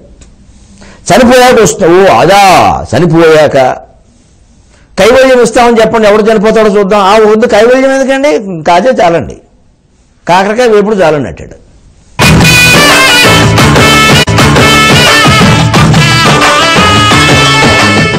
చనిపోయా కైవల్యం ఇస్తారన్న బట్టి ఊరుకున్నారు కదా. కైవల్యం కోసం చనిపోయే వాళ్ళు ఎవరు అంటే ఒక్కడు రాడు, శ్రీనాథుడితో సహా రాడు. అలాగా మనమే శరభంగ మహర్షులువా? ఆయనంటే శరభంగ, మన్మథ శరాలు అక్కడ భంగమైనవి, అందుకే శరభంగుడు ఆయన. ఆయనకి పనిచేయలేదు ఈ బాణాలన్నీ, శివుడి మీదనే పనిచేసి ఏమో కొద్దో గొప్ప కానీ. ఆయన శరభంగ మహర్షి. మనం శరభంగ స్వరభంగం. మనకి కాస్త అందమైన వాళ్ళు కనపడితే మాట మారిపోతుంది, మన స్వరభంగ మహర్షులు. అంటే మనం కైవల్యం అని ఎందుకంటామంటే అది రాదని మనకు తెలుసు కాబట్టి అది వస్తుంది గోదావరి పుష్కరాలు అయిన వెంటనే కైవల్యం ఇవ్వడానికి సిద్ధంగా ఉన్నాం. ఎంతమంది మీ శరీరాలు వదిలిపెట్టడానికి సిద్ధంగా ఉన్నారు. అర్జెంటుగా బస్సు లేకపోయినా సరే నెంబర్ 11 బస్సు అంటారు, 2 కాళ్ళ బస్సు బతకొండానికి వేసుకుని పారిపోతారు. ఒక్కడు ఉండడు అక్కడ. ఎందుకంటే మనం కైవల్యం అక్కడ ముందు అమ్మో బతుకుండాలి, శరీరం ఉండాలి. ఎన్ని రోగాలు ఉన్నా సరే, ఎన్ని బాధలు ఉన్నా సరే దీంతో ఇలా ఉండాల్సిందే. మన అజ్ఞానం ఇంతే. అంచేతను మీరు ఎప్పుడు చనిపోయిన తర్వాత కైవల్యం వేస్తే ఎవరు వస్తారు అక్కడికి? ఎవరు రాడు. వాడు చనిపోయాడు కాబట్టి తీసుకెళ్తున్నారు మీరు. బతుకుంటే వాడు రాడు, కైవల్యం కోసం రాడు. గంగానది స్నానమైన ఎందుకు పెడుతున్నాం? పుణ్యం కాబట్టి. గంగానదిలో మునగ్గానే ఖచ్చితంగా శరీరం విడిచిపోతారు, మీకు మరణం ఖాయం, కైవల్యం ఖాయం. ఒక్కరు గంగానదికి వెళ్ళడు. ఆ మాట చెప్పాను. గంగానదిలో మునిగితే కైవల్యం ఖాయం, కానీ శరీరం ఉండదు, మరణం సంభవిస్తుందని చెప్పాను. ఎవ్వరూ వెళ్ళరు. కాశీ ఉన్నవాళ్ళు కూడా ఖాళీ చేసి వచ్చేస్తారు. మనిషికి ఈ శరీరం మీద ఉండే తాపత్రయం అంతటిది. కానీ అందుకే అలా ఎవ్వరూ రాడు కాబట్టి రావలసిన అవసరం లేదయ్యా. కాశీలో చనిపోతే గానీ కైవల్యం రాదుట. గంగలో మునిగినా సరే కైవల్యం రావాలంటే చనిపోవాలట. ఆ అవసరం ఇక్కడ లేదు. గోదావరి తీరంలో మా ద్రాక్షారామ భీమేశ్వర స్వామి, క్షణముక్తీశ్వర స్వామి, వాడపల్లి వెంకటేశ్వర స్వామి, మురమల్ల వీరేశ్వర స్వామి, ఎంతమంది అండి. అయినవిల్లి వినాయకుడు, ఎన్ని తీర్థాలు, ఎంతమంది దేవతలు. అక్లేశంబై సమవేద్య నాయకునిచే ప్రత్యేకించి ద్రాక్షారం భీమేశ్వరుణ్ణి సమవేద్య నాయకుడు, బ్రహ్మ సంవేద్యం అంటారు మరొక పేరు. అందుకని సమవేద్య నాయకునిచే బ్రహ్మజ్ఞానాన్ని కలిగించేటువంటి నాయకుడు ఆయన. అది లీలాగతింజేరు, బతుకుండగానే వస్తుంది. రారో శీఘ్రంబుగా మర్త్యులారా, ఇక్కడ వచ్చి గోదావరిలో స్నానం చేసి భీమేశ్వర స్వామిని దర్శించుకోండి. మీకు బ్రతుకుండగానే మోక్షం వస్తుంది. జీవన్ముక్తులే ఉంటారు మీరు. శరీరాన్ని విడిచిపెట్టే పని ఏమిటి? శుకుడు ఎంతకాలం జీవన్ముక్తులుగా లేడా? జనక మహారాజు లేడా? అలాగే మీరు ఉంటారు. వ్యాసాది మహర్షులు లేరా? మీరు ఉంటారు. ఎందుకు శరీరాన్ని వదిలిపెట్టాలి? మీకు ఎలాగో వదిలిపెట్టాలని లేదుగా. వదిలిపెట్టకుండానే నేను అవకాశం ఇస్తున్నానంటే వచ్చేయండి. అందుకే గంగా పుష్కరాలను మించిన జనం వచ్చేస్తారు గోదావరికి. రారో శీఘ్రంబుగా మర్త్యులారా అని ఎలా తెలుస్తుందని మనకి ఆ ప్రకటన ఎలాగా? మరి టీవీలో ఏమున్నాయండి? అందుకని గౌతమి అనేది ఏం చేస్తుందంటే ఆరోపంబునన్ మ్రోయును ఆరోపంబునన్ మ్రోయు ఆకాశస్ఫాలన గౌతమీ జలధి సంఘస్థాన కల్లోలముల్. ఆకాశం అంత ఎత్తులేసి ఎగసిపడుతున్నటువంటి గోదావరి తరంగాలు ఇదే ధ్వనితో మోగుతున్నాయి. ఓ అంటుంటే దాని అర్థం ఏమిటంటే కాశీలో చనిపోతే కానీ లేదయా కైవల్యం, ఇక్కడికి వచ్చి స్నానం చేయండి చాలు. మా సమవేద్య నాయకుడు ద్రాక్షారం భీమేశ్వర స్వామి సహా ఇక్కడ కుమారారామం సహా దర్శించండి. ఇక్కడ బ్రతుకుండగానే మీరు జీవన్ముక్తులు అవుతారు. మీ సంసారాలు, మీ జీవితాలు, మీ ఉద్యోగాలు, మీ వ్యాపారాలు ఒక సమస్య కాదు మీకు అని. శిష్టమునిలో ఒక విబుధ సంసేవ్యమైన మహాతీర్థముల శక్తి నేమి చెప్ప. ఇంకా శ్రీనాథుడు అంటున్నాడు, శిష్టమునిలో ఒక విబుధ సంసేవ్యమైన మహాతీర్థముల శక్తి ఏమి చెప్ప. వానిపై వారి వెడలెడు వాయువేని చీమకైనను కైవల్య సీమనసగు. శిష్టులు, మునులు, విబుధులంటే దేవతలు, పండితులు. గోదావరి తీరంలో పండితులు ఎక్కువని మనమే ఒప్పుకుంటున్నాం. కోనసీమ వేద పండితులు, పేరూరు అగ్రహారంలో ఎలా ఉండేవారు అంటే ఉత్తరాదిలో ఏదైనా బాబు ఇది స్వరితమా, ఉదాత్తమా, అనుదాత్తమా, ప్రచయమా ఏమిటి అని అనుమానం వస్తే కోనసీమ వచ్చి అడిగేవారు.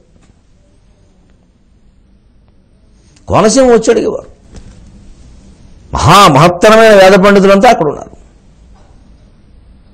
లంకావారు ఎంత పెద్ద కుటుంబం అది. ఓ పెద్ద లంక. ప్రసిద్ధ సినీ నటుడు ఎల్బి శ్రీరామ్ ఆ కుటుంబంలో పుట్టాడు. ఎటువంటి వేద పండితులు వాళ్ళు, ఎటువంటి ధారణ, ఎంత పాండిత్యం. అనుమానం ఉంటే స్వరం అక్కడికి వెళ్ళి అడిగేవారండి. అందుకని విభుతులు, మునులోకం సరే సప్తర్షులు, శిష్టులు సరే కవులు, పండితులు, గాయకులు. శిష్టమునిలో ఒక విబుధ సంసేవ్యమైన ఈ మహాతీర్థముల శక్తిని ఏమి చెప్పను. అసలు ఈ తీర్థాల గురించి ఏం చెప్పమంటాం? ఎంత చెప్తే సరిపోతుంది.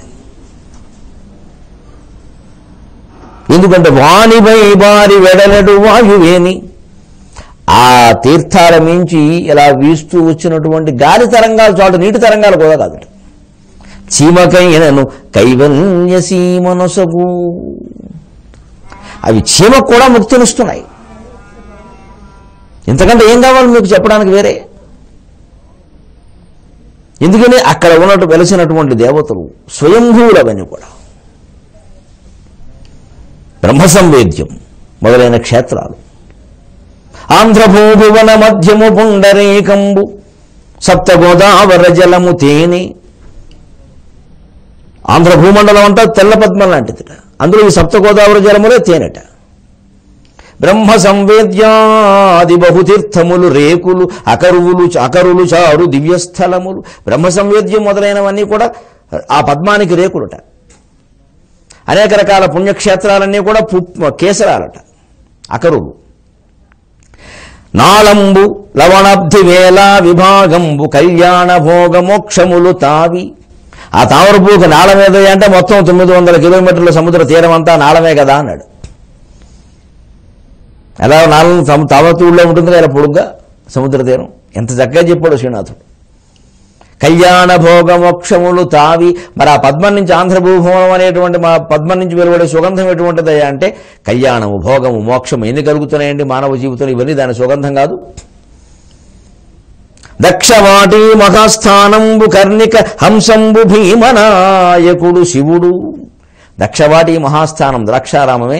అక్కడ కర్ణిక తామర పువ్వులు, ఆంధ్రభూభండలం అనేటువంటి తామర పువ్వులు దద్దు పీఠం అన్నాడు. అది ప్రధాన స్థానం. దేశం మొత్తానికి ఆంధ్రభూభవం దక్షిణ భారతదేశంలో ఆంధ్రప్రదేశ్ రాష్ట్రం, తెలుగునాటు అనేది మధ్య ప్రాంతం అయితే అందులో మళ్ళీ ద్రాక్షారామం మధ్యప్రదేశ్. అందులో హంసం పద్మం దగ్గర ఉండే హంస శివుడు సాక్షాత్తు. గౌతమి సింధు కౌంతేయ కన్వనదులు తుల్య భాగయు ఏరేరు తుమ్మి కొనలు. ఈ గౌతమి వశిష్ఠ ఇవన్నీ కూడా పాయలు 7 పాయలు ఉన్నాయి. ఇవన్నీ తుమ్మి కొనలు, ఆ పక్కన పేర్కొన్న నాచుతీగలు లాంటివి. భువన సంభావ్యమైన ఈ పుణ్యభూమి అనగ సంసారతాపశాంత్యౌషధంబు అని అగస్త్యుడు వ్యాసునితో అంటాడు.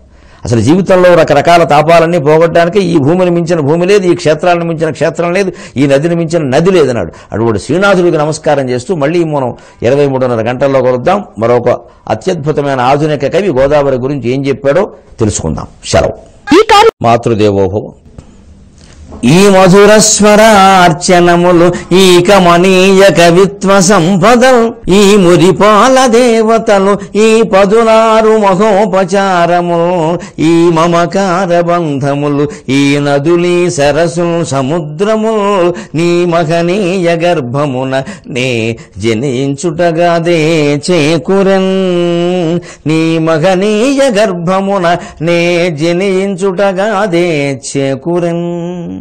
భక్తి టీవీ ప్రేక్షక మహాశయులందరికీ సప్త గోదావరి సాహిత్య ఝరి అనే కార్యక్రమంలో 4వ భాగానికి స్వాగతం పలుకుతాం.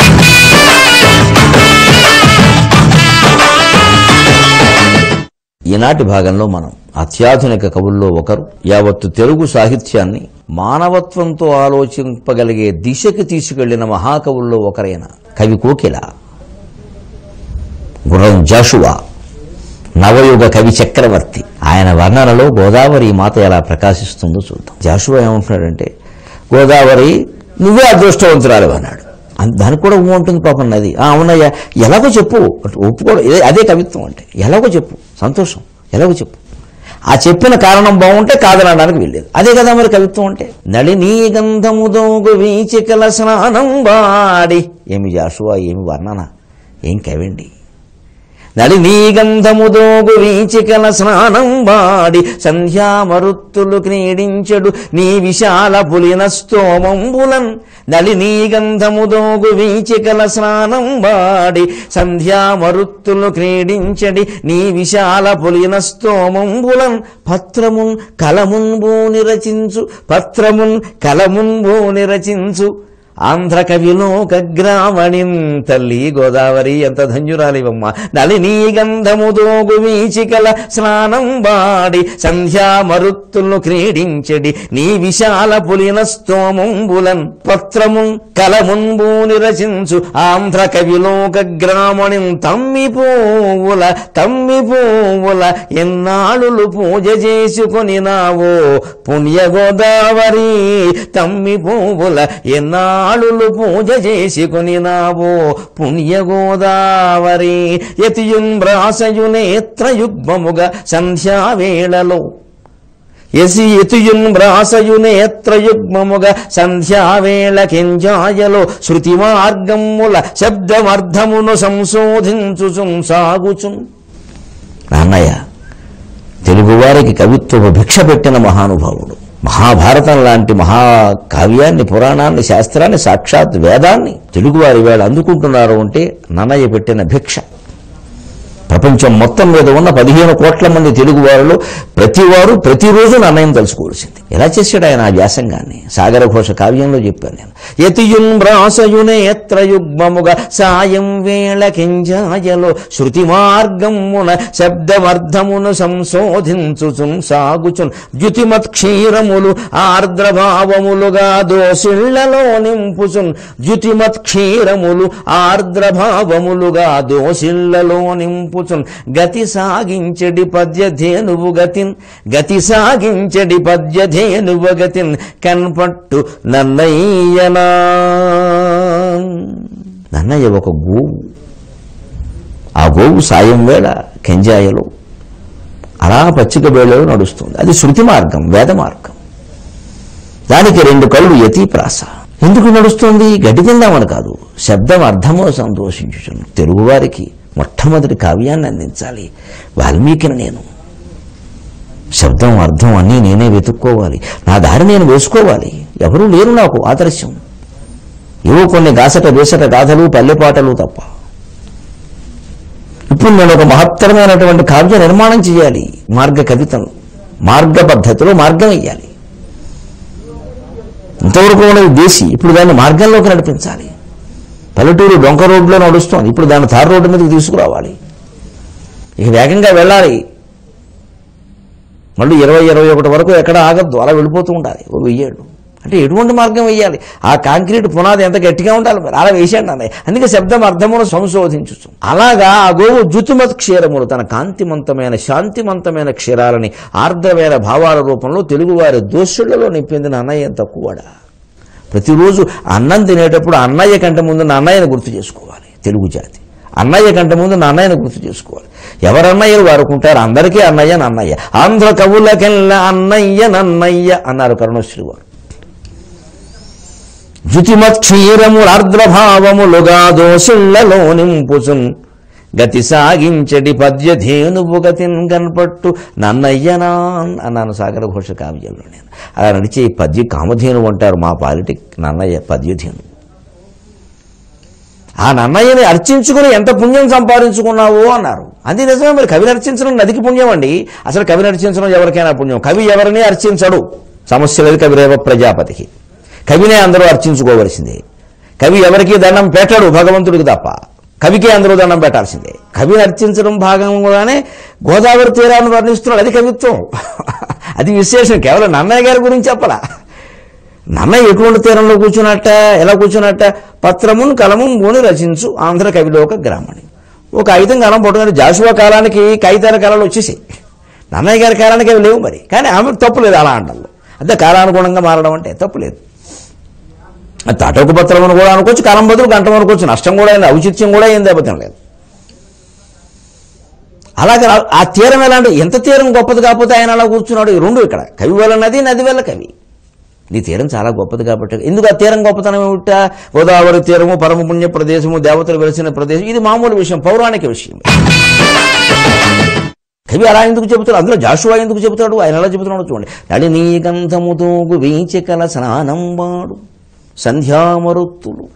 సాయంకాలపు గాడుట సంధ్యామరుత్తులు కర్త అది. అవి స్నానం చేసి వచ్చాడు. నన్నయ్య గారు లాంటి వాడిని ముట్టుకోవాలంటే స్నానం చేయాలి మరి. అది జాషువా చెప్పేవాడు. నన్నయ్య లాంటి వాడిని ముట్టుకోవాలి, మహాకవిని, మహాపండితుడిని, మహాబ్రాహ్మణుడు అంటే గాలి కూడా స్నానం చేయాల్సిందే. అంచేత జాషువా గాలి చేత స్నానం చేయించు. సంధ్యామరుత్తుడు సాయంకాలపు గాలి స్నానం చేసింది. ఎక్కడ? నళినీ గంధము వీచు తూగు వీచికల స్నానం వాడి గోదావరిలో స్నానం చేసింది. వీచికలు అంటే కెరటాలు. ఆ కెరటాలు అలాంటివి మళ్ళీ దానికి విశేషణం.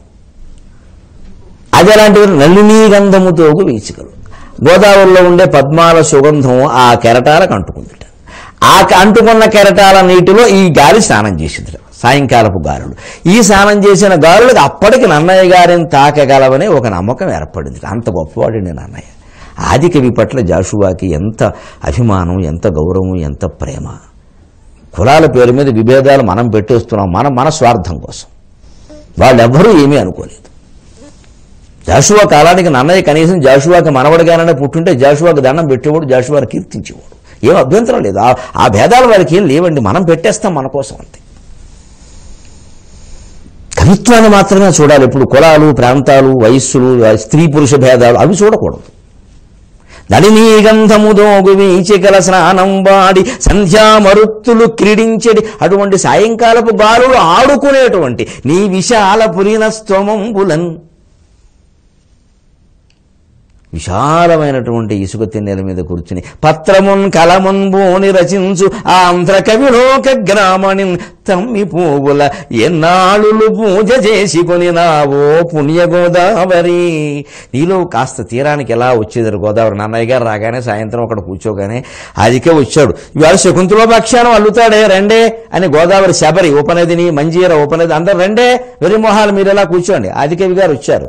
ఇవాళ శకుంతలోపాఖ్యానం చాలా బాగుంటుంది. మన బతుకులు బాగుపడతాయి. వినండి. ఆయన రాస్తారు పద్యాలు, చూద్దాం. ఎందుకంటే నన్నయ్య పద్యాలు ముందు విన్నది గోదావరిగా, మనమంతా తర్వాత విన్నాం.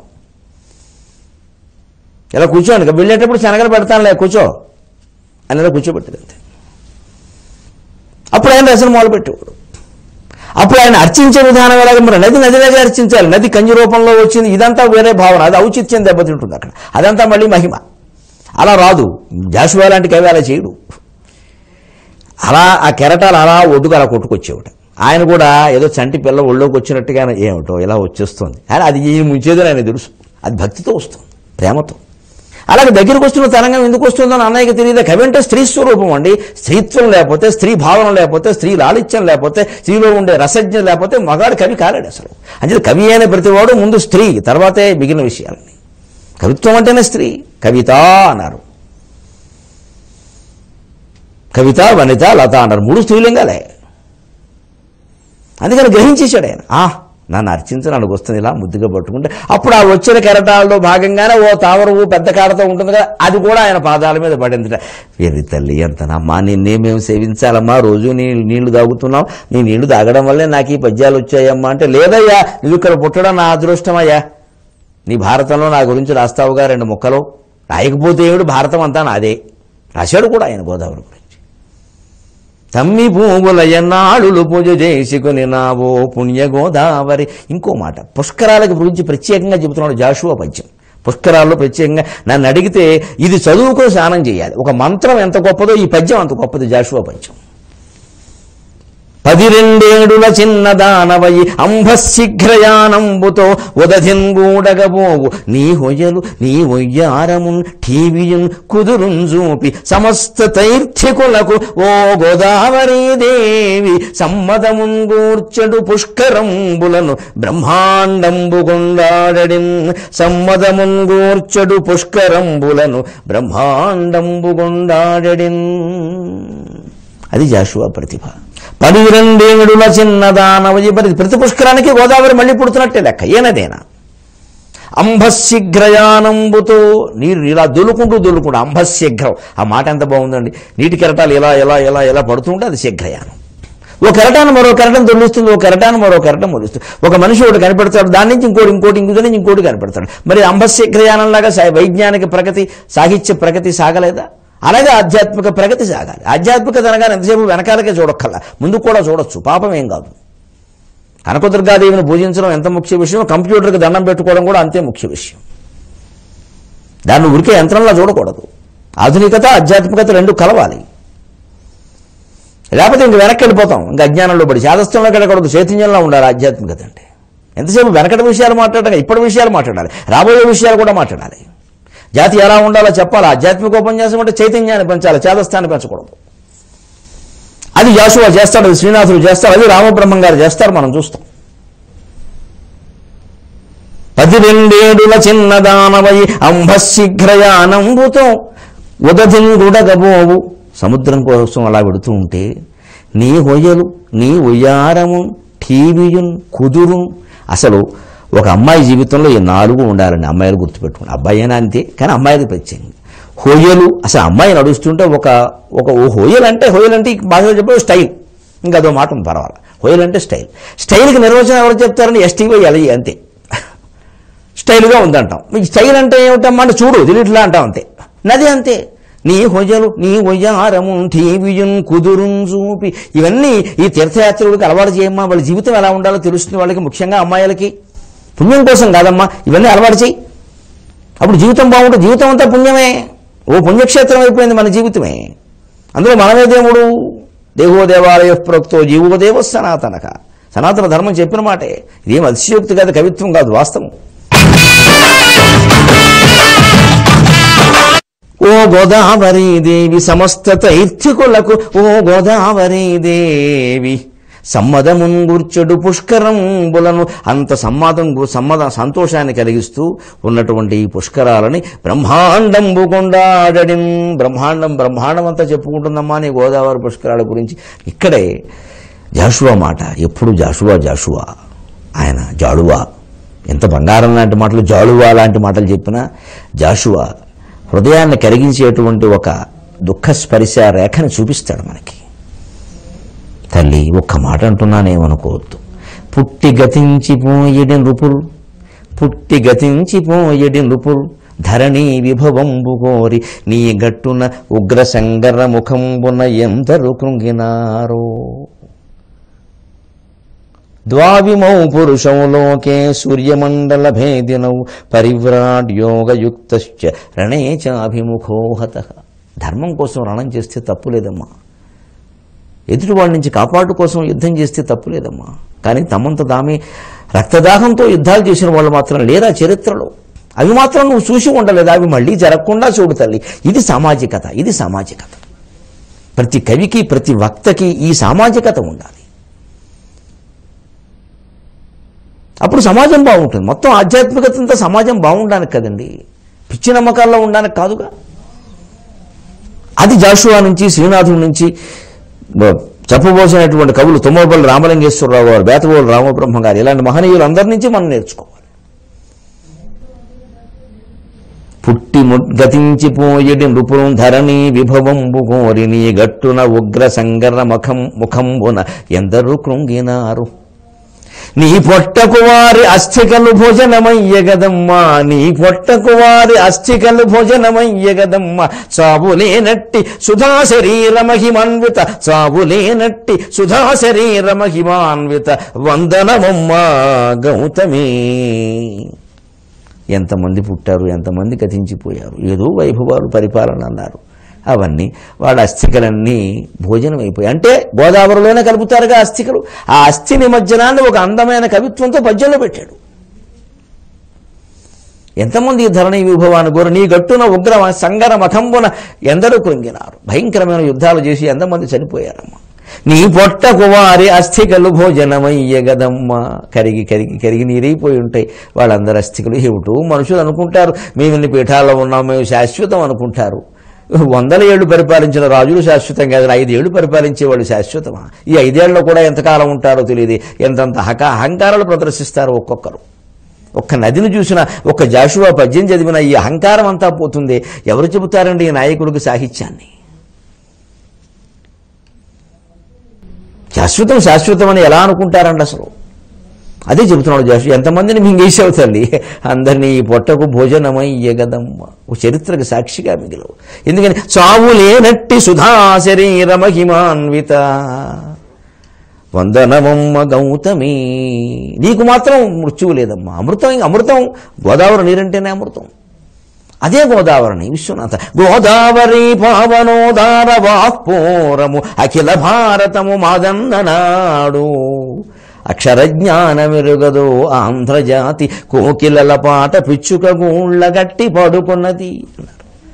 గోదావరి యొక్క పావనమైన నీటిని సేవించినటువంటి వాళ్ళు సాహిత్య రంగంలో, సినిమా రంగంలో, సంగీత రంగంలో, అన్ని రంగాల్లోనూ దేశమంతా ఆక్రమించినప్పుడు అఖిల భారతము మాదన్ననాడు, మొత్తం భారతదేశం మాది అని చెప్పుకునే చరిత్ర నీదే కదమ్మా అన్నారు విశ్వనాథ. అంతేకాదు గోదావరి గురించి శాపాన్ని సైతం వరంగా తీసుకున్నట్టు గోదావరిని చూశాక రామచంద్రమూర్తి విశ్వనాథ రామాయణ కల్పవృక్షంలో వర్ణిస్తాడు. మరి ఈ కలియుట గోదావరి గావలే, ఓహో అలా రామచంద్రమూర్తి వెడుతుంటే గోదావరి నది కనపడింది. అబ్బో మరి ఈ కలియుట గోదావరి గావలే ఒడ్డుబట్టి మోదము మహాసాగర ధర్మపత్ని అంబస్తరంగ మజ్జనము పిన్న తల్లి వరంబౌ మహాసాగర ధర్మపత్ని అంబస్తరంగ మజ్జనము పిన్న తల్లి వరంబౌ. సీత కైకేదో అపకారం చేసిందని అప్పుడప్పుడు లక్ష్మణుడు నువ్వు అంటుంటే నేను పొరపాటుని చెప్పాను. ఎందుకు పొరపాటో తెలిస్తే మనకు అపకారం చేయలేదు, కైక ఉపకారం చేసింది. లేకపోతే మహాసాగర ధర్మపత్ని, సముద్రానికి ఇంతకంటే ఇష్టమైనటువంటి భార్య మరొకటి లేదు. ఈ గోదావరి అంటే చాలా ఇష్టం. సప్త సముద్రాలు అంటారు, మళ్ళీ సప్త గోదావరి అంటారు. సప్త గంగ, సప్త యమున, సప్త కావేరి లేరు, అవన్నీ సుప్త. మాది ఒక్కటే సప్త. అంటే సముద్రుడికి అత్యంత ఇష్టమైనటువంటి భార్య, ప్రీతి పాత్రమైనటువంటి భార్య. అంబస్తరంగ మజ్జనము, ఆ తల్లి పాలు సేవించినట్టుగా ఆ తల్లి కెరటాలలో ఊగిలాడడం, స్నానం చేయడం నిజంగా పిన్నతల్లి వరం బౌ. పిన్నతల్లి మా కైక నాకు ఇచ్చిన వరం. ఇది శాపం అని ఎందుకు అనుకోవాలి? అంటే జీవితంలో ప్రతిదాన్ని ఎంత దుఃఖం వచ్చిన సమయంలోనే మీరు చూడండి, దానివల్ల కొన్ని సుఖాలు వస్తాయి. ఒకసారి చూడండి, బాగా లేనప్పుడు మనస్సు తీర్థయాత్ర చేద్దాం అనుకుంటాం. అసలు తీర్థయాత్ర చేయడానికి కారణం ఆ దుఃఖం అండి. అప్పుడు ఆ దుఃఖాన్ని కృతజ్ఞతలు చెప్పాలి మనం. లేకపోతే ఈ తీర్థయాత్ర చేసేవాళ్ళం కాదు, ఇంట్లోనే కూర్చున్న వాళ్ళం గుడుగుడు కొంచెం గుండారాగమని. అంచేది యాత్రలు చేయడమో, మిత్రులను కలపడమో, పుట్టింటికి వెళ్ళడమో, ఏదైనా కానివ్వండి, కావలసిన వాళ్ళకు మంచి కావ్యం చదవడమో, యోగ వాసిష్టం లాంటి వేదాంత గ్రంథం చదవాలని ఎందుకు అనిపిస్తుంది? దుఃఖం వచ్చినప్పుడు అనిపిస్తుంది. సుఖం వచ్చినప్పుడు కూడా అనిపిస్తే వాడు సుఖయోగే, అనుమానం ఏముంది? కానీ మనకందరికీ అలాగే అనిపిస్తుంది. కానీ చదవండి, పోనీ అప్పుడేం చదవండి, పర్వాలేదు. అంత గొప్ప గ్రంథాన్ని చదివే అవకాశం మనకి దుఃఖమే ఇచ్చింది కాబట్టి మళ్ళీ దుఃఖం రావాలని కోరుకోగానే వచ్చిన దుఃఖానికి కృతజ్ఞతలు చెప్పవలసింది. సుఖంతో పాటుగా దుఃఖానికి కూడా కృతజ్ఞతలు చెప్పే అవకాశాన్ని మనకి జాషువా విశ్వనాథులు అందించారా లేదా?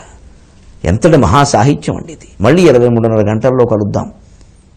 అంతవరకు ఈ మహాకవులు ప్రేమించి పోషించినటువంటి తెలుగు భాషలో మాట్లాడతాం.